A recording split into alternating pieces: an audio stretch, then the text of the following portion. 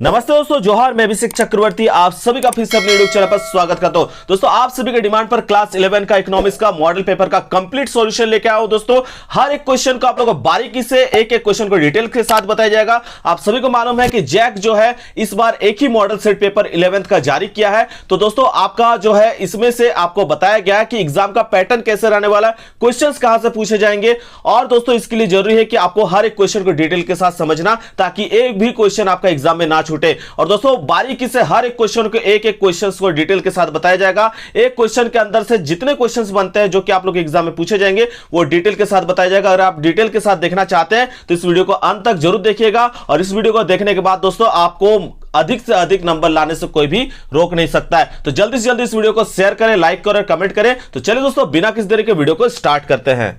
तो दोस्तों, आज के इस वीडियो का सबसे पहला और इंपॉर्टेंट क्वेश्चन देख सकते हैं क्या पूछा गया है। निम्नलिखित में से प्रश्नावली की एक विशेषता कौन सी नहीं है पूछा है। ठीक है, कौन सा कैरेक्टरिस्टिक्स नहीं है पूछा है। तो पहले आप लोग को जो है दोस्तों नहीं वाले जानने के लिए क्या क्या होता है वो जानना जरूरी है। तो मैं सभी पॉइंट्स बता देता हूं, आप लोग पेन एंड पेपर लेके आप कॉपी पे नोट करते चलिएगा। एक एक क्वेश्चन को आप लोग नोट करते चलिएगा। दोस्तों, जरूरी नहीं कि यहाँ पे जो ऑप्शंस दिए गए वही ऑप्शंस आपको एग्जाम में देखने को मिले। तो दोस्तों, एक एक चीज को आप लोग कॉपी पेन लेके बैठिए और जो मैं नोट्स करा रहा हूं उसको नोट करते हुए चलिए, क्योंकि आर्ट्स, कॉमर्स और साइंस तीनों स्ट्रीम का इकोनॉमिक्स का मेन पेपर होता है और इसमें जो है मार्क्स काफी ज्यादा मैटर करता है आपके एग्जाम के लिए।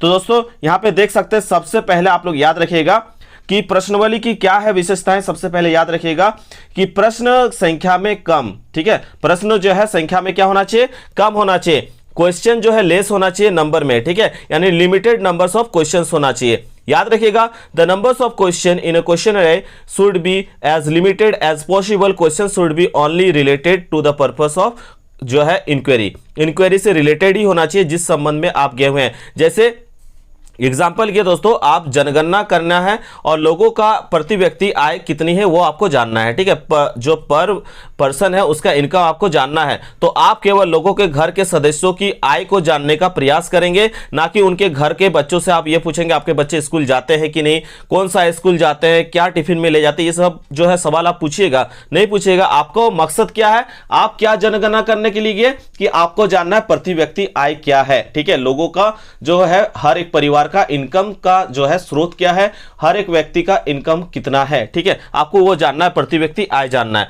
तो इसलिए दोस्तों, आप उसी से संबंधित जो है आप सवाल पूछिएगा कि घर के सदस्यों का इनकम क्या है, ना कि आप उनसे सवाल पूछिएगा कि घर में आपके बच्चे कहां पढ़ते हैं, क्या खाते हैं, टिफिन में क्या ले जाते हैं। ये सब क्वेश्चंस उनसे नहीं पूछना है। यानी दोस्तों, प्रश्न की संख्या में क्या होना चाहिए, कमी होना चाहिए, लिमिटेड नंबर्स ऑफ क्वेश्चंस होना चाहिए और रिलेटेड होना चाहिए दोस्तों जिससे संबंधित आप क्वेश्चंस पूछने वाले हैं। ठीक है, दोस्तों ये आप लोग याद रखिएगा।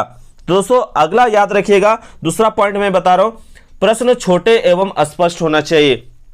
प्रश्न क्या होना चाहिए, छोटा एवं स्पष्ट होना चाहिए। क्वेश्चन शॉर्ट एंड क्लियर होना चाहिए। क्वेश्चन क्या होना चाहिए, शॉर्ट एंड क्लियर, यानी सिंप्लिसिटी होना चाहिए। Language of the question should be simple and clear. Question should be short, not long और complex mathematical question should be avoided. तो दोस्तों याद रखिएगा, आपको घुमा फिरा के कोई भी क्वेश्चन नहीं पूछना है, एकदम सिंपल और सटीक क्वेश्चंस पूछना है जिसका आंसर जो है देने में उनको जो है आसानी महसूस हो। ठीक है, आप लोग एक मूवी देखे होंगे, परेश रावल की मूवी जो है माला माल वाला, ठीक है, जिसमें उन्हें जो है जनगणना करने का एक सीन दिखाया गया, जिसमें उसे जो है जनगणना करने के लिए भेजा जाता है और उनसे बोला जाता है कि जहां आप जनगणना करने के लिए जाएंगे वहां आपको क्या पूछना है कि वहां घर की औरतों से जो है आपको पूछना है कि आपकी शादी हुई है या नहीं, अगर शादी हुई तो कितने बच्चे हैं। तो इन सवालों के जवाब आप लिखकर लेकर आके जमा कीजिएगा। वो घर पहुंचते हैं जहां एक महिला से वो सवाल पूछते हैं कि आपकी शादी हुई है, तो महिला जो उनका उत्तर देती है कि नहीं हुई है। ठीक है, फिर परेश रावल जो है पूछ देते हैं कि आपके कितने बच्चे हैं। ठीक है, तो पहले जो है ये क्वेश्चन को स्पष्ट समझे नहीं थे कि उन्हें क्या पूछना है। आप जो है शादीशुदा, जब वो औरत बोल रही है कि मैं शादी नहीं की हूं, तो उनसे परेश रावल जो है पूछते हैं कि आपके कितने बच्चे हैं। तो ऐसे क्वेश्चंस जो है क्या कर सकते हैं, जो पूछने वाले हैं वो पिटा के आ सकते हैं। ठीक है, तो दोस्तों क्वेश्चंस क्या होना चाहिए, स्पष्ट होना चाहिए, क्लियर होना चाहिए जो पूछने वाला जा रहा है। यानी दोस्तों याद रखिएगा, दूसरा number point, question short and clear होना चाहिए। ठीक है, तीसरा पॉइंट याद रखिएगा दोस्तों, अनुसंधान संबंधी प्रश्न होना चाहिए, जिससे संबंध में आप क्वेश्चंस पूछने के उसी से रिलेटेड ही क्वेश्चंस होना चाहिए। तीसरा याद रखिएगा, उचित क्रम होना चाहिए। जैसे परेश रावल जैसा नहीं होना चाहिए कि आप जो है क्वेश्चंस पूछे और वो क्वेश्चंस के बाद जब वो रिप्लाई कर रही है कि नहीं है, तो नहीं है का जवाब वाला क्वेश्चंस आपको पूछना है, ना कि आप जो है सीरियली वही सवाल पूछते जा रहे हैं और जो आपका लिस्ट पे दिया गया। यानी आपको उचित क्रम मालूम होना चाहिए, प्रॉपर सीक्वेंस मालूम होना चाहिए कि क्वेश्चंस पूछने के बाद क्या क्या और क्वेश्चंस हमको पूछना है और क्या नहीं पूछना है, ये आपको होना चाहिए। ठीक है, तो अभी तक हमने 4 पॉइंट जाना। पहले क्या जाना, प्रश्न संख्या में कम होना चाहिए, क्वेश्चन लेस इज नंबर। दूसरा हमने जाना, प्रश्न छोटे एवं स्पष्ट होना चाहिए, क्वेश्चन शॉर्ट एंड क्लियर होना चाहिए। तीसरा हमने क्या जाना, अनुसंधान संबंधी प्रश्न होना चाहिए, question relevant to the investigation होना चाहिए। चौथा हमने जाना, उचित क्रम होना चाहिए, उचित क्रम यानी प्रॉपर सीक्वेंस में होना चाहिए।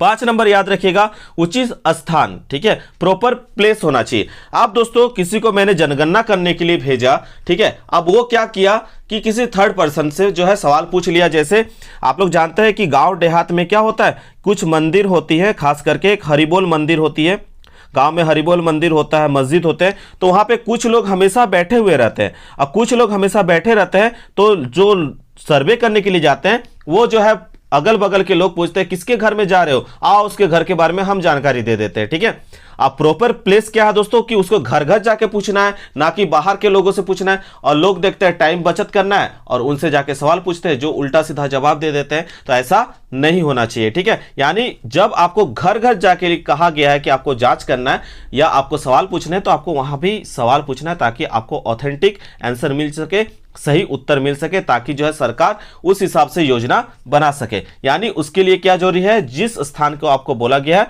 उस स्थान पर आपको जनगणना करने के लिए जाना है, यानी उचित स्थान होना जरूरी है। 5 नंबर पॉइंट हो चुका। 6ठा नंबर पॉइंट याद रखिएगा, वर्जित प्रश्न, प्रोहिबिटेड क्वेश्चंस। ऐसे प्रश्न नहीं पूछना है जिससे जो है, जिससे पूछने वाले हैं वो उससे उबाऊ हो जाए, वो उससे परेशान हो जाए कि आप जो है उसको बहुत ज्यादा परेशान करने के लिए, ऐसा उन्हें फील नहीं होना चाहिए। ठीक है, तो इसलिए वर्जित प्रश्न कभी आपको नहीं पूछना है। तो 7 नंबर पॉइंट लिखिएगा दोस्तों, इंस्ट्रक्शंस। ठीक है, जो आप क्वेश्चंस पूछने गए हैं उसके संबंध में आपको इंस्ट्रक्शंस देना है कि आप किस लिए आए, किस संबंध में आप क्वेश्चंस पूछने जा रहे हैं। ठीक है, ताकि उनका भी माइंड अच्छा से स्पष्ट हो जाए कि आखिर ये किस लिए सर्वे के लिए आए। ठीक है, और सर्वे से पहले आपको जिस जगह जा रहे हैं उसको एक बार पूर्व जो है परीक्षण करना है, प्लॉट सर्वे करना जरूरी होता है। तो 8 नंबर पॉइंट रखिएगा, पूर्व परीक्षण जो है, पायलट सर्वे जो है आप लोग याद रखिएगा। ठीक है, तो पायलट सर्वे भी जो है ये आपका प्रश्नावली का एक अंग है, क्वेश्चन पूछा गया प्रीवियस ईयर्स में। ठीक है, तो ये 8 पॉइंट दोस्तों आप लोग को याद रखना है, ताकि एग्जाम में इन चारों ऑप्शन को अगर चेंज करके दिया जाए तो आप पकड़ लीजिएगा कि कौन सा आंसर गलत है। ठीक है, तो 8 पॉइंट में से आपने जो है सभी पॉइंट को देखा कि सभी लगभग सही है, लेकिन दोस्तों एक ऑप्शन को छोड़ के देख सकते हो दोस्तों, ऑप्शन नंबर अगर बी को देखिएगा तो ऑप्शन नंबर बी में क्या आपको पहले से ही जो जनगणना करने के लिए जाते हैं, क्या उन्हें पहले से ही जो है उत्तर का संकेत मिलता है, नहीं मिलता है। यानी प्रश्न में उत्तर का संकेत नहीं मिलना चाहिए। ठीक है, जिससे आप प्रश्न पूछ रहे हैं उसका उत्तर का संकेत नहीं मिलना चाहिए, ऐसा नहीं होना चाहिए, उसे उत्तर का संकेत मिलना चाहिए दोस्तों, ताकि वो समझ के उसका आंसर देने में उसे आसानी हो सके। ठीक है, तो गलत जो है यहाँ पे नहीं, अगर वर्ड के जगह हाँ रहता तो सही होता, यहाँ पे नहीं मिलना चाहिए, ये गलत है दोस्तों। तो दोस्तों ऑप्शन नंबर बी जो है यहाँ पे आपको गलत पकड़ना था, नहीं पकड़ना था, तो ऑप्शन बी जो होगा यहाँ पे करेक्ट हो जाएगा। ठीक है, बाकी सभी ऑप्शंस मैंने बता दिया कि क्वेश्चन जो है लंबी हो सकती है, आपका शॉर्ट भी हो सकती है। दूसरा मैंने क्या बताया था, प्रश्न का क्या होना चाहिए, क्रम सामान्य से विशिष्ट होना चाहिए, यानी नॉर्मल से जो है आपको याद रखना है, अरेंज होना चाहिए, जनरल टू पर्टिकुलर होना चाहिए। और प्रश्न मैंने बता दिया स्टार्टिंग में ही, प्रश्न क्या होना चाहिए, स्पष्ट होना चाहिए। तो दोस्तों 1, 3 और आपका 4, ये तीनों ऑप्शंस जो है सही है, किसको छोड़ के, ऑप्शन नंबर बी को छोड़ के। तो यहाँ पे आपको नहीं वाला टिक करना था, तो इसको याद कर लीजिएगा। बाकी जो मैंने ऑप्शंस लिखा है उसको भी आप लोग अच्छे से करके जाइएगा, क्योंकि ये क्वेश्चन दिया गया है, यानी ये क्वेश्चन आप लोग का एग्जाम में पूछा जाएगा। चलिए नेक्स्ट क्वेश्चन की ओर चलते हैं दोस्तों। क्या पूछा गया है, नेक्स्ट क्वेश्चन पूछा गया, सांख्यिकी के जनक किसे कहा जाता है। दोस्तों ये भी इजी क्वेश्चन है, आप सभी पढ़े हुए हैं। सांख्यिकी के जनक किसे कहा जाता है दोस्तों, गॉटफ्राइड एकेनवाल को। ठीक है, तो यहाँ पे आपका क्वेश्चन का आंसर क्या हो जाएगा, ऑप्शन नंबर जो यहाँ पे गॉटफ्राइड एकेनवाल कहाँ देखने को मिल रहा है, तो गॉटफ्राइड एकेनवाल जो है ऑप्शन नंबर बी पे देखने को मिल रहा है। तो दोस्तों यहाँ पे आप लोग को लगेगा कि सर आपने बताया कि सभी ऑप्शंस में से भी सवाल पूछे जा सकते हैं, बिल्कुल पूछे जा सकते हैं, तो इसलिए आप लोग को हर एक ऑप्शंस को मैं बता देता हूं। ठीक है, तो अभी हम लोगों ने पढ़ा कि who is known as father of statistics, तो कौन है, ग्राटफाइड एकेनवाल जो है, तो ये आपका करेक्ट आंसर होगा। ठीक है, किसके जनक है, सांख्यिकी के जनक। लेकिन दोस्तों यहाँ पे एडम स्मिथ जो है किसके जनक है, आप लोग जानते हैं एडम स्मिथ जो है अर्थशास्त्र के जनक के रूप में जाने जाते हैं, जिन्होंने वेल्थ डेफिनेशन यानी धन केंद्रित परिभाषा दी थी। इनका बुक का नाम आप लोग नीचे कमेंट करके बताइए। ठीक है, उसके बाद दोस्तों सी नंबर ऑप्शन जो है अल्फ्रेड मार्शल। अल्फ्रेड मार्शल के बारे में आप जानते ही हैं, उन्होंने भौतिक कल्याण संबंधी परिभाषा दी थी, मटेरियल वेलफेयर डेफिनेशन दिया था। इनका जो है बुक का नाम आप लोग, इनका बुक का नाम भी आप लोग नीचे कमेंट करके बताइएगा। मोस्ट इंपॉर्टेंट क्वेश्चन है, सवाल पूछा जाता है। और चौथा ऑप्शन है पीसी महालनोबिस। इनका नाम जो है हर एक जो है स्टूडेंट्स को जानना जरूरी है, क्योंकि ये भारतीय अर्थशास्त्री रहे दोस्तों। इनका पूरा नाम है प्रोफेसर प्रशांत चंद्र महालनोबिस, और इन्हें जो है फादर ऑफ इंडियन स्टैटिक्स कहा जाता है। अगर दोस्तों यहाँ पे भारतीय सांख्यिकी के पिता पूछा जाता क्वेश्चन में, तो पीसी महालनोबिस होता। यहाँ पे खाली आपका सांख्यिकी का जनक पूछा गया तो गाटफ्राइड एकेनवाल है, लेकिन अगर भारतीय सांख्यिकी के पिता किसे कहा जाता पूछा जाता तो पीसी महालनोबिस करेक्ट होता दोस्तों, याद रखिएगा। ठीक है, देखिए अखबारों में जो सैंपल सर्वे आप लोग देखते हैं दोस्तों, वो किसका देन है, यही पीसी महालनोबिस का ही देन है। बात करते हैं दोस्तों साल 1931 में भारतीय सांख्यिकी संस्थान यानी इंडियन स्टैटिस्टिकल इंस्टीट्यूट यानी ISI, ठीक है, इंडियन स्टैटिस्टिकल इंस्टीट्यूट की स्थापना भी जो है 1931 में, इनका ही योगदान बहुत बड़ा रहा है। ठीक है, और दोस्तों दूसरी पंचवर्षीय योजना जो 1956 में आया था, कब दोस्तों, 1956 में जो दूसरी पंचवर्षीय योजना थी, इनका उसमें बहुत बड़ा योगदान था। इसमें उन्होंने जो है भारी उद्योगों इंडस्ट्री के विकास पर जो है इन्होंने काफी बल दिया था। ठीक है, इन्होंने पूरी दुनिया को बताया कि लोगों की भलाई के लिए कैसे सांख्यिकी का प्रयोग किया जा सकता है। स्टैटिक्स में इनका योगदान को देखते हुए भारत सरकार ने हर साल इनके जन्म दिवस पर 29 जून को, याद रखिएगा दोस्तों, जितना पॉइंट्स बता रहे वो याद रखिएगा। डेट कब बता रहे, 29 जून को। कब दोस्तों, 29 जून को जो है हर वर्ष, याद रखिएगा, राष्ट्रीय सांख्यिकी दिवस मनाया जाता है भारत में। और यह कब से जो है स्टार्ट हुआ था, 2007 से। ठीक है, याद रखिएगा। नेशनल स्टैटिस्टिक्स डे जो है कब मनाया जाता है, हर वर्ष 29 जून को मनाया जाता है। किनके जन्म दिवस पर दोस्तों, ऑप्शन नंबर डी जो देखें, प्रशांत चंद्र महालनोबिस के जन्म दिवस पर। तो दोस्तों अगर भारतीय सांख्यिकी के पिता पूछा जाए कौन है, तो प्रशांत चंद्र महालनोबिस। और साथ ही दोस्तों नेशनल स्टैटिस्टिक डे यानी राष्ट्रीय सांख्यिकी दिवस किनके जन्म दिवस पर मनाया जाता है, तो दोस्तों याद रखिएगा प्रशांत चंद्र महालनोबिस के जन्म दिवस पर मनाया जाता है। और कब मनाया जाता है, 29 जून को मनाया जाता है। तो दोस्तों यहाँ पे जो सवाल पूछा गया था सांख्यिकी के जनक किसे कहते हैं, तो अगर डायरेक्ट सांख्यिकी के जनक पूछा जाए तो क्या होगा, आंसर आपका गाटफ्राइड एकेनवाल। लेकिन अगर यहाँ पे भारतीय सांख्यिकी के जनक पूछा जाता या पिता पूछा जाता तो आपका होता है यहाँ पे पीसी महालनोबिस। तो ये इनका बहुत बड़ा योगदान रहा है दोस्तों। हम लोग जो है अदर कंट्रीज के जो है इकोनॉमिक्स को बहुत अच्छे से जानते हैं, पढ़ते हैं, लेकिन हम लोग जो है अपने इंडियंस को जो है बहुत कम जानते हैं। इसलिए दोस्तों मैंने चाहा कि आप लोग को थोड़ा सा हमारे देश के जो महान विद्वान रहे उन लोगों के बारे में भी थोड़ा जानकारी दे दूं, और इनसे सवाल पूछा ही जाता है दोस्तों। ठीक है, तो दोस्तों इनका जीवनी के बारे में, हर एक का जीवनी के बारे में जो है मैंने वीडियोस बनाने की कोशिश किया। अगर आप लोग चाहिएगा तो इनके बारे में भी मैं वीडियो बना के आप लोग को दे दूंगा। ठीक है, चलिए नेक्स्ट क्वेश्चन की ओर चलते हैं। पूछा क्या गया, अर्थशास्त्र जीवन के कारोबार के संदर्भ में मनुष्य का अध्ययन है, यह कथन किस अर्थशास्त्री का है। पूछा गया है, economics is the study of man in the ordinary business of life, this statement is whose economist. ठीक है, तो बिल्कुल सही पकड़े आप लोगों ने, ये करेक्ट आंसर हो जाएगा। ये जो है स्टेटमेंट किनका है, अल्फ्रेड मार्शल का है। बिल्कुल सही है दोस्तों। और इन्होंने कौन सी परिभाषा दी थी अर्थशास्त्र के संबंध में, कल्याण संबंधी परिभाषा दी थी। ठीक है, वेलफेयर डेफिनेशन इन्होंने दिया था। इसके बाद दोस्तों क्वेश्चन नंबर 4 देख सकते हैं, ये भी काफी ज्यादा इंपॉर्टेंट क्वेश्चन है और बार बार ये पूछा जाता है। ठीक है, तो पूछा गया मुक्त उत्तर प्रश्न के संबंध में कौन सा कथन सत्य है, which of the following statement is true regarding open ended question. दोस्तों ये क्वेश्चन आपका ओपन एंडेड में भी पूछा जाता है और क्लोज एंडेड में भी पूछा जाता है, तो जरूरी नहीं है कि ओपन एंडेड का ही सवाल दे, हो सकता है कि क्लोज एंडेड का भी देगा। तो दोनों को ही अच्छे से समझना जरूरी है, क्योंकि यहाँ पे नॉट जब वर्ड लगा देगा या ट्रू वर्ड लगा देगा तो आपको उसके संबंध में हर एक जानकारी होना चाहिए कि इसकी परिभाषा क्या है, इसकी विशेषताएं क्या है। ठीक है, तो याद रखिएगा दोस्तों, ओपन एंडेड क्वेश्चन किसे कहते हैं, तो ओपन एंडेड क्वेश्चन वैसे प्रश्न होते हैं जिनका निश्चित उत्तर नहीं होता है, यानी हर किसी से अलग अलग आंसर मिलेगा, हर अलग अलग उत्तर मिलेगा, यानी मल्टीपल आंसर्स मिलते हैं। ठीक है, वही ओपन एंडेड क्वेश्चंस कहलाते हैं। जैसे अगर आपको जो है, आप लोग क्लासेस पे है बैठे हुए, अपने अपने कक्षा पे बैठे हुए, और आपसे आपका शिक्षक पूछे, बोले कि बाबू अगर तुम झारखंड का शिक्षा मंत्री होता तो तुम क्या करते, तो हर बच्चे से यह सवाल पूछा गया, तो हर बच्चा अपने जरूरत के हिसाब से इसका आंसर देंगे। कई ऐसे बच्चे होंगे जो आंसर देंगे कि सर एग्जाम जो है, एग्जाम लेने का प्रोसेस ही पूरा खत्म कर दिया जाए, ठीक है, सबको ऐसे ही पास कर दिया जाए। और बहुत सारे ऐसे बच्चे होंगे जिनका आंसर रहेगा कि सर ऐसी शिक्षा व्यवस्था लाया जाए जिसके बाद जो है, पढ़ाई करने के बाद लोग जो है सेल्फ डिपेंडेंट होकर जो है अच्छी नौकरी प्राप्त कर सके।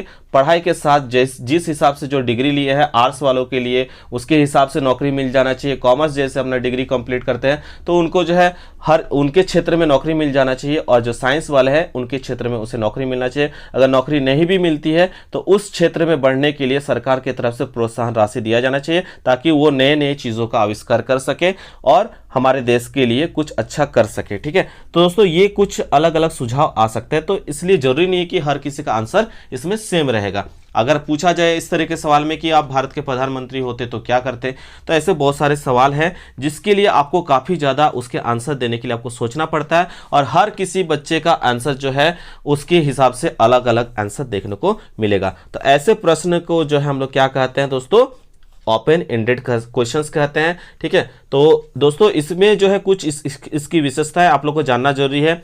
इसमें व्यक्ति अपने विचारों को अभिव्यक्त करने के लिए स्वतंत्र होता है, यानी हर कोई जो है अपने हिसाब से क्या सोच रखता है, ये अपनी बातों को रखने में इसमें क्या होते हैं, स्वतंत्र होते हैं, यानी जितना शब्द में चाहे वो बोल सकता है। ठीक है, शब्दों की संख्या जो है दोस्तों, दूसरा पॉइंट याद रखिएगा, शब्दों की संख्या छोटा या बड़ा हो सकता है। अगर कोई चाहे 2 लाइन में भी आंसर को दे सकता है, कोई 1 शब्द में ही आंसर को दे सकता है। इसमें दोस्तों याद रखिएगा रिक्वायर डीपर थिंकिंग, यानी इसके लिए जो है काफ़ी गहरी सोच की आवश्यकता होती है। और दोस्तों इसमें जो प्रश्न पूछे जाते हैं, तो आपने समझा कि इसका जो है वर्ड सेंटेंस में दिया जाता है आंसर्स को। तो दोस्तों इसमें जो आंसर रहता है या तो very short answer type questions रहेगा, इसमें वो दे सकते हैं वेरी शॉर्ट में दे सकता है, या लॉन्ग आंसर टाइप क्वेश्चंस में दे सकता है, यानी अति लघु उत्तरीय, लघु उत्तरीय और दीर्घ उत्तरीय टाइप के ओपन एंडेड क्वेश्चन में प्रश्न पूछे जाते हैं। तो अगर पूछा जाए कि अति लघु उत्तरीय, लघु उत्तरीय, दीर्घ उत्तरीय किस टाइप के प्रश्न का जो है मुक्तोत्तर यानी ओपन एंडेड का है कि क्लोज एंडेड का है, तो याद रखिएगा ये ओपन एंडेड के टाइप्स हैं। क्या? Very short answer type question, ठीक है, वेरी शॉर्ट टाइप क्वेश्चन और आपका लॉन्ग आंसर टाइप क्वेश्चंस। ठीक है, तो ये कुछ इनकी खास विशेषताएं हैं दोस्तों। तो जब आपने ओपन एंडेड वाला समझ ही लिया दोस्तों, तो याद रखिएगा इसमें से पूछा गया कौन सा कथन सत्य है। तो कौन सा कथन सत्य हो दोस्तों, तो याद रखिएगा चूंकि सही व्याख्या करना इसमें क्या होता है, कठिन होता है, लोगों को काफी ज्यादा सोचना पड़ता है। तो इसका जो है पहला ऑप्शन ही बिल्कुल करेक्ट है, सही व्याख्या करना इसमें कठिन है। ठीक है, तो अब आप लोग बोलिएगा कि सर आपने तो बता दिया कि ओपन एंडेड के बारे में, अगर एग्जाम में क्लोज एंडेड दे दिया जाए तो कैसे पकड़ेंगे? तो दिक्कत नहीं है दोस्तों, क्लोज एंडेड में जो है ऐसे प्रश्न पूछे जाते हैं जिनका एक निश्चित उत्तर होता है, जिनका क्या होता है, एक ही उत्तर होगा और हर एक का उत्तर क्या होगा, सेम होगा, उसका हम कहते हैं क्लोज एंडेड क्वेश्चन। जैसे पूरे क्लास से अगर हम ये सवाल पूछे कि भारत का अभी वर्तमान में प्रधानमंत्री कौन है, तो आपका जो जवाब होगा, मेरा भी जवाब होगा, पूरे क्लास का सेम, जो आंसर सही देंगे उनका सबका जवाब क्या होगा, माननीय जो है प्रधानमंत्री नरेंद्र दामोदर दास मोदी। ठीक है, ये भारत के अभी जो है वर्तमान प्रधानमंत्री है। तो इस तरह के जो प्रश्न होते दोस्तों वो कहलाते हैं क्लोज एंडेड क्वेश्चन, जिसमें सबका जवाब जो है आंसर क्या आता है, सेम आता है। अगर पूछा जाए भारत की राजधानी क्या है, तो आप बता दीजिएगा, भारत का राष्ट्रीय फूल क्या है, तो वो भी आप बता दीजिएगा, और उसका आंसर सबका क्या आएगा, सेम आंसर आएगा। इसको कहते हैं क्लोज एंडेड क्वेश्चन। ठीक है, तो याद रखिएगा ये क्लोज एंडेड क्या है। क्लोज एंडेड के विशेषता को अगर लिखना चाहते हो तो लिख लीजिए कॉपी में कि they are one fact based type questions होता है, एक निश्चित उत्तर होता है। दूसरा पॉइंट लिखिए, प्रश्न का उत्तर हाँ या नहीं में तथा एक शब्द में होता है। प्रश्न का उत्तर क्या होता है, यस और नो में होता है, या एक शब्द में होता है, एक वर्ड में होता है, वाक्य में नहीं होता है। ठीक है, तीसरा पॉइंट नोट कीजिएगा, अपने विचारों को प्रस्तुत करने के लिए इसमें स्वतंत्र नहीं होता है। आप जो भारत के प्रधानमंत्री अभी हैं उनका नाम ही आप बोलिएगा, ना कि आप अपने हिसाब से जो है चेंज करके कोई भी नाम बोल सकते हैं। ठीक है, यानी आप अपने विचारों को प्रस्तुत करने में इसमें स्वतंत्र नहीं होते हैं। तो दोस्तों इससे पता चलता है कि इसमें एक शब्द में आंसर जो होता है, एक शब्द में आंसर आप लोग जैसे एग्जाम दे रहे हैं तो वो क्या है, एक शब्द में है। यानी आप लोग का ये जो एग्जाम पैटर्न है दोस्तों, ये ओपन एंडेड नहीं है, ये क्लोज एंडेड क्वेश्चन है, जिसमें आपको मल्टीपल चॉइस क्वेश्चंस देखने को मिलेंगे। ट्रू फॉल्स हो गया, सत्य असत्य हो गया, फिर आपका मिलान चिन्ह हो गया, फिल इन द ब्लैंक्स हो गया, जिसमें एक शब्द में आप उत्तर देते हैं। तो दोस्तों ये हो गया आपका ओपन क्लोज एंडेड क्वेश्चंस के टाइप्स, ठीक है। हालांकि यहाँ पे आपको ओपन एंडेड दिया गया, तो ओपन एंडेड का विशेषता है इसमें से ऑप्शन नंबर जो है ए बिल्कुल करेक्ट है। चलिए आगे क्वेश्चंस को देखते हैं क्या पूछा गया है। दोस्तों अगर इसी तरह से समझना है तो लास्ट तक वीडियो को देखिएगा, और प्लीज अगर चाहते हैं कि मैं आगे और आप लोग के लिए और भी सब्जेक्ट्स का वीडियो बनाऊं, इकोनॉमिक्स का और भी वीडियोस बनाऊं, तो नीचे जरूर कमेंट कीजिएगा, उस हिसाब से आगे आप लोग के लिए डिसीजन लिया जाएगा, ठीक है। देखिए मेरा आदत है एक एक चीज को डिटेल के साथ बताने के लिए, ताकि आप लोग का अंदर से कोई भी एग्जाम में क्वेश्चन ना छूटे। इस बार जो क्लास 12 के स्टूडेंट्स थे दोस्तों, वो जो है अगर 40 MCQ बताए थे, उसमें से 39 से 38 क्वेश्चंस जो है मेरे चैनल के थ्रू से भिड़ चुका है। तो आप लोगों का प्यार और सपोर्ट ही रहता है, तभी मुझे मोटिवेशन मिलता है कि एक एक चीज़ को डिटेल से बताऊं। तो आप लोग भी इस चैनल के साथ जुड़े रहिएगा, आप लोग का एग्जाम तक जो है इस चैनल से आप लोग को बेनिफिट होगा, ठीक है। तो दोस्तों क्वेश्चन पूछा गया क्या, पारस का क्या अर्थ है। तो पारस के बारे में पूछा गया what is meant by range, ठीक है। तो दोस्तों जब आप बात करते हैं पारस के बारे में, रेंज के बारे में, एक सिंपल एकदम एग्जाम्पल लेते हैं। दोस्तों जब आप कपड़ा दुकान जाते हैं कपड़ा खरीदने के लिए, तो दुकानदार आपसे पूछता है कि कितना रेंज का कपड़ा चाहिए, आपको पूछता है ना कितना रेंज का चाहिए, तो आप बता देते हैं कि हमको जो है कपड़ा चाहिए 300 से 500 के बीच में। यानी दुकानदार को पता चल गया कि 300 से कम भी नहीं होना चाहिए और 500 से ज़्यादा भी नहीं होना चाहिए। तो ये आपका हुआ क्या, रेंज। ये आपने क्या बता दिया, रेंज बता दिया, ठीक है। यानी दोस्तों यानी ये जो है आपकी डिमांड है कि 300 से 500 तक जो है आप कोई भी चीज़ ले सकते हैं। तो ये आपका क्या है, रेंज है, ठीक है। तो इकोनॉमिक्स में रेंज क्या होता है दोस्तों, तो याद रखिएगा किसी भी श्रृंखला सीरीज का स्मॉलेस्ट और लार्जेस्ट नंबर का डिफरेंस क्या कहलाता है, रेंज कहलाता है। तो स्मॉलेस्ट और ये जो लार्जेस्ट नंबर है, इन दोनों का जो डिफरेंस होगा, इन दोनों का जो अंतर होगा, वो क्या कहलाएगा, रेंज कहलाता है, ठीक है। और यानी सबसे बड़े और सबसे छोटे की संख्या का अंतर को हम क्या कहते हैं, पारस कहते हैं। Range it is defined as the difference between the largest and the smallest items in a distribution, ठीक है। तो रेंज का फॉर्मूला क्या होता है, क्या बताया दोस्तों, यहाँ पे याद रखिएगा, range equals to largest item minus smallest item, ठीक है। यानी R equal to L minus S जो है इसका फॉर्मूला होता है। याद रखिएगा ऑप्शन में अगर दिया रहे R equal to L minus S किसका फॉर्मूला है, तो याद रखिएगा रेंज का फॉर्मूला है, पारस का फॉर्मूला है, ठीक है। तो ये जो है आपको बोला गया है कि क्या है इसमें से, तो यहाँ पे देख लीजिए ऑप्शन जो ए देख पा रहे हैं दोस्तों, वही बोला गया है, अधिकतम और न्यूनतम प्रेक्षणों का अंतर, difference between maximum and minimum observation, ठीक है। तो ये ऑप्शन 1 जो है बिल्कुल करेक्ट है। चलिए नेक्स्ट क्वेश्चन की ओर चलते हैं। क्वेश्चन नंबर 6, क्वेश्चन नंबर 6 में पूछा गया लिंग के आधार पर भारतीय जनसंख्या को पुरुष एवं महिला 2 वर्गों में विभाजित करना निम्न में से कौन सा वर्गीकरण का उदाहरण है। दोस्तों कौन सा वर्गीकरण का उदाहरण है, बिल्कुल सही पकड़े, ये पुरुष और महिला के बीच का बात की है जनसंख्या का। तो दोस्तों याद रखिएगा ये हम लोग उनका जो है किसके बेसिस पर बात करते हैं, उनके गुण के आधार पर बात करते हैं। तो ऑप्शन जो है दोस्तों यहाँ पे क्वालिटेटिव होगा, ऑप्शन डी बिल्कुल यहाँ पे आपका करेक्ट हो जाएगा, ठीक है। चलिए नेक्स्ट क्वेश्चन की ओर चलते हैं। क्वेश्चन नंबर 7 में क्या बोला गया है, निम्न किसी सारणी में पंक्ति शीर्षक को क्या कहा जाता है। तो किसी सारणी में जो है दोस्तों आपको बोला गया पंक्ति शीर्षक को क्या जाता है, क्या कहा जाता है, ठीक है। तो याद रखिएगा इसका आंसर पंक्ति के शीर्षक को जो है पंक्ति शीर्षक या स्टब कहते हैं। क्या कहते हैं, पंक्ति शीर्षक या स्टब कहते हैं, ये आप याद रखिएगा दोस्तों, ठीक है। तो बहुत सारा इस पे जो है खासियत होते हैं, उन सब का नाम को भी आप लोग को याद रखना है, ठीक है। तो आपको एक चार्ट दिखाई मिल रहा होगा स्क्रीन पे, तो उस चार्ट के हिसाब से याद रख लीजिएगा। सबसे पहले दोस्तों होता है सारणी शीर्षक यानी टाइटल ऑफ टेबल, दूसरा होता है सारणी संख्या टेबल नंबर, उसके बाद तीसरा होता है उपशीर्षक यानी कैप्शन, ठीक है। उसके बाद दोस्तों जो आपको क्वेश्चन में दिया गया पंक्ति शीर्षक यानी स्टब्स, पंक्ति शीर्षक को क्या कहते हैं, स्टब्स कहते हैं, अवशेष कहते हैं। ऑप्शन सी जो होगा दोस्तों यहाँ पे करेक्ट हो जाएगा। और भी याद रखिएगा दोस्तों सारणी का कलेवर, ठीक है, यानी बॉडी ऑफ टेबल। उसके बाद दोस्तों रेखांकन एवं स्थान छोड़ना याद रखिएगा। उसके बाद 7 नंबर याद रखिएगा टिप्पणी यानी फुट नोट्स, ठीक है। और लास्ट याद रखिएगा 8 नंबर पॉइंट सोर्स यानी स्रोत, ठीक है। तो ये कुछ पॉइंट से याद रखना है। हालांकि आपको पूछा गया तो इसका आंसर क्या होगा, पंक्ति शीर्षक बोला है तो पंक्ति शीर्षक को स्टब्स कहते हैं, याद रखिएगा, ठीक है। तो ये चीज़ आपको याद रखना है दोस्तों। और ये कहाँ होती है, ये सारणी का जो आप टेबल देख रहे हैं उसकी बाईं ओर दिए हुए होता है। किधर होता है, आप उसके बाईं ओर जो है टेबल देख रहे हैं उसके बाईं ओर ये दिया हुआ रहता है। ठीक है, तो ये था इसका आंसर। आपको टेबल को अच्छे से कर लेना है, उसको आप लोग नोट कर लीजिए। ठीक है, जो मैंने बताया। क्वेश्चन नंबर 8 देख सकते हो दोस्तों, क्या पूछा गया, आयत चित्र किस प्रकार के चर के लिए बनाए जाते हैं। Histograms are drawn for what types of variables. ठीक है, तो याद रखिएगा दोस्तों, हिस्टोग्राम जो है किस टाइप के वेरिएबल्स के लिए बनाया जाता है, संतत चर के लिए, कंटिन्यूअस वेरिएबल के लिए बनाया जाता है। Histogram is a very popular method for presenting continuous series और क्लास इंटरवल फ्रीक्वेंसी डिस्ट्रीब्यूशन। याद रखिएगा इन चीज़ों को।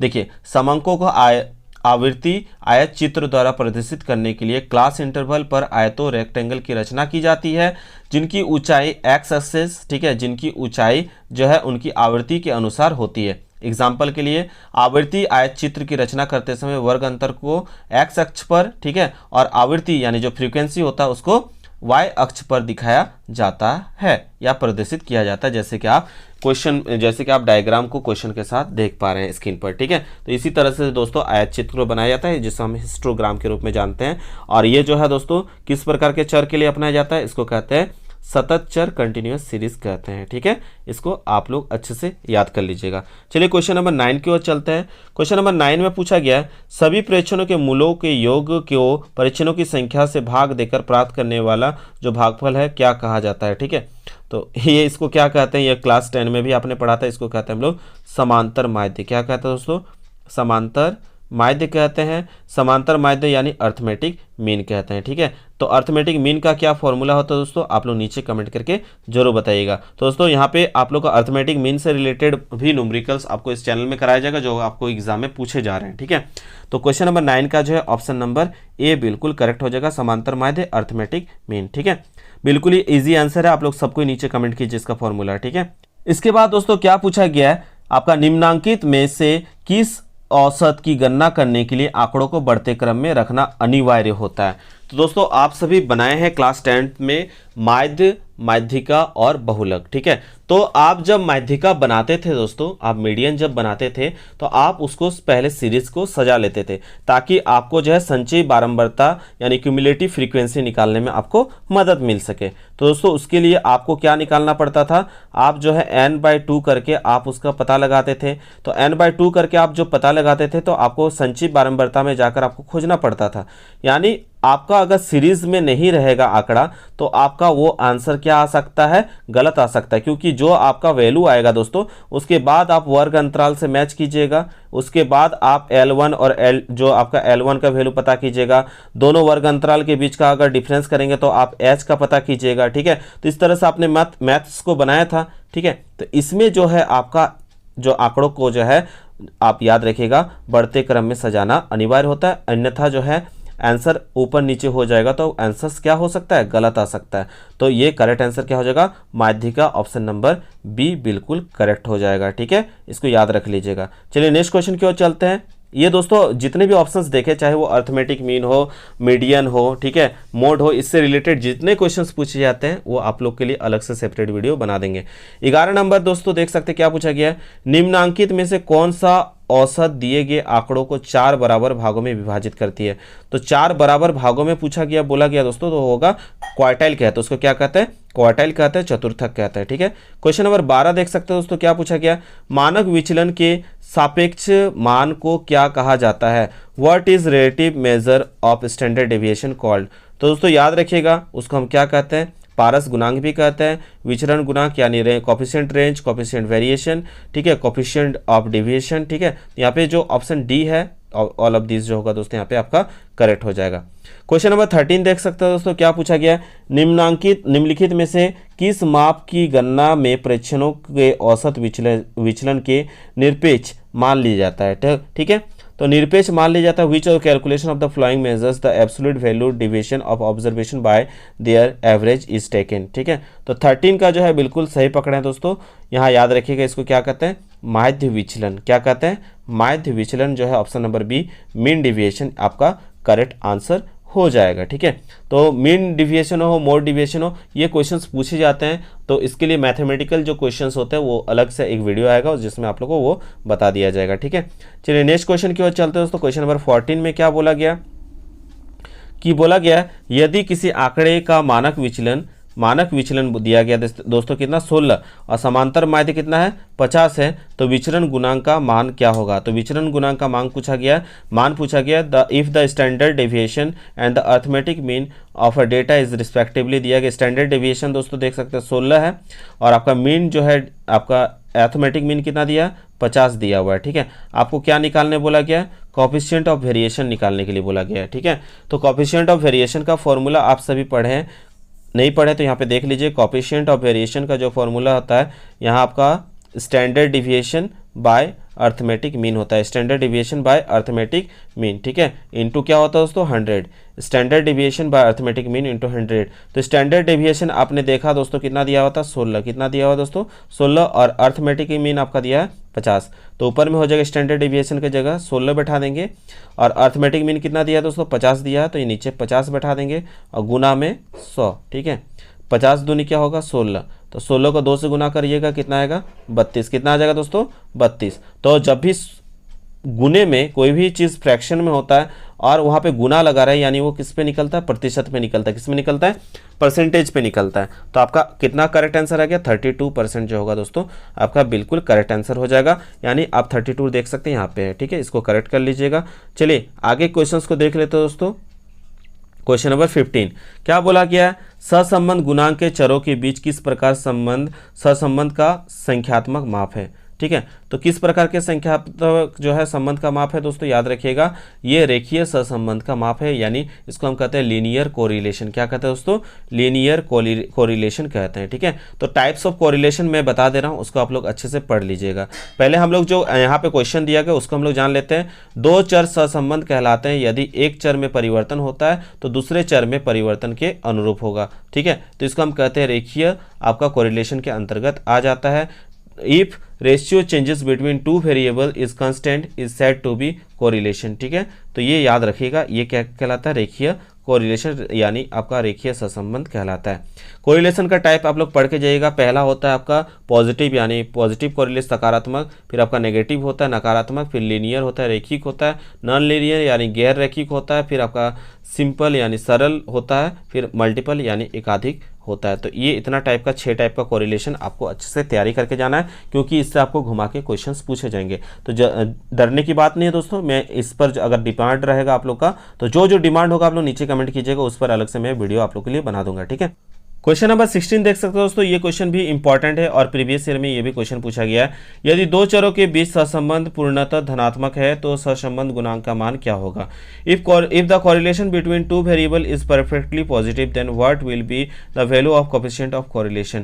तो दोस्तों याद रखिएगा परफेक्टली कोरिलेशन पूछा गया है, तो जब दो चरों के में परिवर्तन का अनुपात में तथा एक ही दिशा में हो, तो याद रखिएगा जब दो चरों के मूल्यों के परिवर्तन समान अनुपात में तथा एक ही दिशा में हो तो उनमें पूर्ण धनात्मक यानी पॉजिटिव जो है आपका परफेक्ट पॉजिटिव सहसंबंध होता है। और ऐसी स्थिति में सहसंबंध का गुणांक क्या होता है, धनात्मक होता है। सहसंबंध का गुणांक क्या होता है, धनात्मक होता है। यानी आपको जो ऐसे सिचुएशन का पूछा गया तो दोस्तों धनात्मक वाला आप देख रहे हो, ऑप्शन नंबर बी जो है 1 करेक्ट हो जाएगा। ठीक है, लेकिन दोस्तों इसके विपरीत अगर बोला जाता कि दोनों चर, याद रखिएगा चल मूल्यों के परिवर्तन समान अनुपात में परंतु विपरीत दिशा में होता, किस दिशा में होता, विपरीत दिशा में होता, तो उनमें पूर्ण ऋणात्मक यानी परफेक्ट नेगेटिव सहसंबंध होता, तब इसका आंसर होता आपका -1। लेकिन यहाँ पे बोला है पॉजिटिव बात किया है, तो दोस्तों आपका आंसर हो जाएगा ऑप्शन बी, यानी आपका धनात्मक पूछा तो +1 जो होगा बिल्कुल करेक्ट हो जाएगा। क्वेश्चन नंबर 17 देख सकते हो दोस्तों, क्या पूछा गया है, कोटि सहसंबंध के विकास का श्रेय किसे जाता है। तो who is credited with the development of rank correlation. तो याद रखिएगा आपका हो जाएगा स्पेयरमैन। क्या होगा दोस्तों, स्पेयरमैन। ठीक है, इसी को हम कहते हैं स्पेयरमैन रैंक डिफरेंस मेथड के अंतर्गत भी याद रखिएगा क्या पूछा जा सकता है, इसका फॉर्मूला पूछा जा सकता है।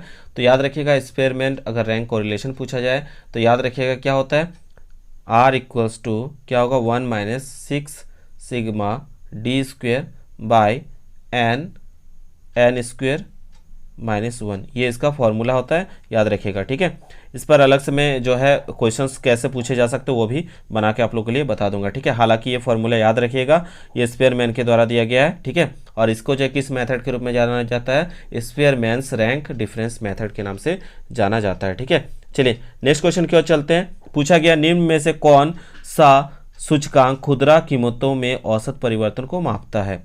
तो which of the flying index number measure the changes in retail prices, ठीक है। तो दोस्तों इसका करेक्ट आंसर क्या हो जाएगा, आप लोग देख के ही पकड़ चुके होंगे बहुत सारे स्टूडेंट्स। तो इसका करेक्ट आंसर क्या होना चाहिए, आप लोग नीचे कमेंट कीजिए तब तक। तो दोस्तों इसका करेक्ट आंसर हो जाएगा ऑप्शन नंबर डी, बिल्कुल उपभोक्ता कीमत सूचकांक जो होगा आपका करेक्ट आंसर हो जाएगा, ठीक है। ऑप्शन नंबर डी यहाँ पे देख रहे हैं, उपभोक्ता कीमत सूचकांक, कंज्यूमर प्राइस जो है इंडेक्स यहाँ पे बिल्कुल करेक्ट हो जाएगा। चलिए नेक्स्ट क्वेश्चन की ओर चलते हैं। ये क्वेश्चन प्रीवियस ईयर में भी पूछा गया था। लेस्पियर का कीमत सूचकांक में किसे भार के रूप में प्रस्तुत किया जाता है? Which is used as a weight in calculation of Laspeyres index number. तो लेस्पियर इंडेक्स नंबर याद रखिएगा दोस्तों, यहाँ आपका क्या होना चाहिए, बिल्कुल आप लोगों ने सही पकड़ा, ऑप्शन नंबर डी जो है करेक्ट हो जाएगा, आधार वर्ष की मात्रा, ठीक है, क्वांटिटी ऑफ बेस ईयर, ठीक है। इसका फॉर्मूला ही होता है दोस्तों P0 equals to sigma P1Q0 divide by sigma P0 और आपका Q0 इंटू 100, ये इसका करेक्ट हो जाएगा। यह विधि जो है लेस्पियर निर्देशांक यानी लेस्पियर इंडेक्स नंबर के नाम से जाना जाता है, ठीक है। तो दोस्तों इसका याद रखिएगा, इसमें जो आप देख रहे हैं ये जो Q0 देख रहे हैं ना, ये क्या बताता है, आधार अवधि की मात्रा को बताता है, यानी आपका यहाँ पे करेक्ट आंसर हो जाएगा ऑप्शन नंबर डी, आधार अवधि की मात्रा। चलिए क्वेश्चन नंबर 20 देख लेते हैं दोस्तों, क्या पूछा गया है। मदों के सापेक्षिक महत्व को बताने वाले सूचकांक क्या कहा जाता है? तो मदों के सापेक्षिक बताने वाले सूचकांक को क्या कहते हैं, चाहे वो सिंपल एग्रीगेटिव जो है इंडेक्स हो, या सिंपल प्राइस रिलेटिव इंडेक्स हो, या वेटेड इंडेक्स हो। तो इसमें ऑप्शन डी जो है ऑल ऑफ दिस बिल्कुल करेक्ट हो जाएगा। चलिए नेक्स्ट क्वेश्चन की ओर चलते हैं। 21 नंबर में क्या पूछा गया, अर्थव्यवस्था का प्राथमिक क्षेत्र किससे संबंधित है? तो 21 का बिल्कुल प्राथमिक क्षेत्र है दोस्तों। तो प्राथमिक क्षेत्र किसी से संबंधित होती है, ठीक है, एग्रीकल्चर से, जिसमें आपका क्या क्या आ जाता है आप लोग नीचे कमेंट करके बताइएगा। अगर तृतीयक क्षेत्र बोलता है तो वो आपका सेवा क्षेत्र होता है, जिसमें बैंक सेवा हो गया, ठीक है, जैसे टीचर अगर स्कूल में पढ़ा रहे तो वो भी सब तृतीयक क्षेत्र के अंतर्गत आएगा। और इंडस्ट्री वगैरह जो मैन्युफैक्चरिंग का काम होता है वो द्वितीयक क्षेत्र के अंतर्गत आता है, ठीक है। तो ये सारा चीज़ जो है याद रखिएगा। तो प्राथमिक क्षेत्र के क्या क्या उदाहरण है आप लोग नीचे कमेंट करके जरूर बताइएगा, ठीक है। चलिए क्वेश्चन नंबर 22 देख लेते हैं, क्या पूछा गया, योजना आयोग का गठन किस वर्ष किया गया, in which year was planning commission form, ठीक है। तो किस वर्ष जो है दोस्तों 1950 में जो है प्लानिंग कमीशन का गठन किया गया, याद रखिएगा। 23 नंबर देख सकते हो दोस्तों, क्या पूछा गया, भारत के अंतिम पंचवर्षीय योजना कौन सी है? तो भारत की अंतिम पंचवर्षीय योजना जो है ऑप्शन नंबर जो है यहाँ पे आपका सी करेक्ट हो जाएगा, 12वीं। कब से कब तक दोस्तों, 2012 से 17, याद रखिएगा इसको। चलिए नेक्स्ट क्वेश्चन की ओर चलते हैं। भारत में नई औद्योगिक नीति की शुरुआत किस वर्ष हुई? तो नई औद्योगिक नीति की शुरुआत पूछा गया है 24 का जो है दोस्तों, याद रखिएगा 1991, ठीक है, 1991 में शुरू हुई थी, जिसमें क्या लाया गया था, एलपीजी लाया गया था, लिबरलाइजेशन, प्राइवेटाइजेशन और ग्लोबलाइजेशन। और उस समय तत्कालीन प्रधानमंत्री का नाम क्या था दोस्तों, पीवी नरसिम्हा राव। और उस समय तत्कालीन फाइनेंस मिनिस्टर यानी वित्त मंत्री कौन थे, जिनके द्वारा ये जो है सुझाव दिया गया था? तो आप बहुत बड़े इकोनॉमिस्ट थे और हमारे फाइनेंस मिनिस्टर रहे, और दोस्तों भारत के प्रधानमंत्री भी रहे हैं। आप लोग नीचे कमेंट करके उनका नाम बताइएगा, ठीक है।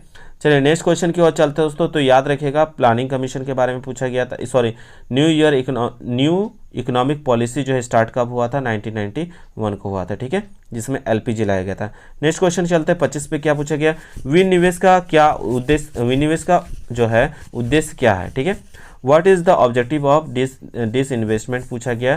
तो ये जो 25 होगा इसका करेक्ट आंसर हो जाएगा, चाहे वो किसी फाइनेंशियल जो है प्रमोट करने का बात हो डिसिप्लिन का, या किसी हेल्प करना हो मॉडर्नाइजेशन के लिए, या कलेक्ट करना हो revenue payment of by the government, ये सभी जो है इसमें आ जाएगा दोस्तों, यानी ऑल ऑफ दिस यहाँ पे करेक्ट हो जाएगा, ठीक है। नेक्स्ट क्वेश्चन की ओर चलते हैं दोस्तों, क्या पूछा गया, विश्व व्यापार संगठन यानी WTO वर्ल्ड ट्रेड ऑर्गेनाइजेशन की स्थापना किस वर्ष हुई है? तो दोस्तों याद रखिएगा वर्ल्ड ट्रेड ऑर्गेनाइजेशन की स्थापना 1995 को हुई है। इसका मुख्यालय कहाँ है दोस्तों, जेनेवा में है, जो कि स्विट्जरलैंड में स्थित है। और इसमें सदस्य देशों की कुल संख्या कितनी है, 164 है, याद रखिएगा, ठीक है। चलिए नेक्स्ट क्वेश्चन की ओर चलते हैं दोस्तों, क्या पूछा गया, भारत ग्रामीण जनता की आजीविका का मुख्य आधार क्या है? तो ग्रामीण जो है जनता मुख्य रूप से किस पर डिपेंडेंट है, कृषि पर, agriculture is the correct answer हो जाएगा, ठीक है। इसके बाद दोस्तों क्वेश्चन नंबर 28 देख सकते हैं, क्या पूछा गया, निम्न में से कौन सा देश कपास का सबसे बड़ा उत्पादक देश है? तो कपास का सबसे बड़ा उत्पादक देश जो है option number D, Bharat, India जो है करेक्ट हो जाएगा। नेक्स्ट क्वेश्चन पूछा गया है कि महात्मा गांधी राष्ट्रीय रोजगार गारंटी अधिनियम किस वर्ष पारित हुआ? तो दोस्तों याद रखिएगा किस वर्ष पारित हुआ था, MGREGA, ठीक है, यानी मनरेगा इसको हम कहते हैं। तो ये जो है दोस्तों याद रखिएगा कब पारित हुआ था, आप लोग नीचे कमेंट भी कर सकते हैं। 29 का करेक्ट आंसर हो जाएगा 2005। क्या हो जाएगा दोस्तों, 2005 जो है बिल्कुल करेक्ट हो जाएगा। ठीक है दोस्तों, इसमें के घंटे का जो है काम करने का प्रावधान किया गया वो भी नीचे आप लोग कमेंट करके बताइएगा। चलिए आगे क्वेश्चन को देखते हैं। Question number 30। क्वेश्चन नंबर 30 में पूछा गया निम्न में से कौन सी मानव पूंजी नहीं है। तो मानव पूंजी, मानव जो खुद जो है रह के काम करता है उसको मानव पूंजी के रूप में देखा जाता है। जैसे आपका इंजीनियर हो गया, डॉक्टर हो गया, शिक्षक हो गया, लेकिन कंप्यूटर जो है मानव पूंजी, ह्यूमन कैपिटल नहीं है। ठीक है, चलिए नेक्स्ट क्वेश्चन की ओर चलते हैं। मानव विकास है, ह्यूमन डेवलपमेंट इज पूछा गया।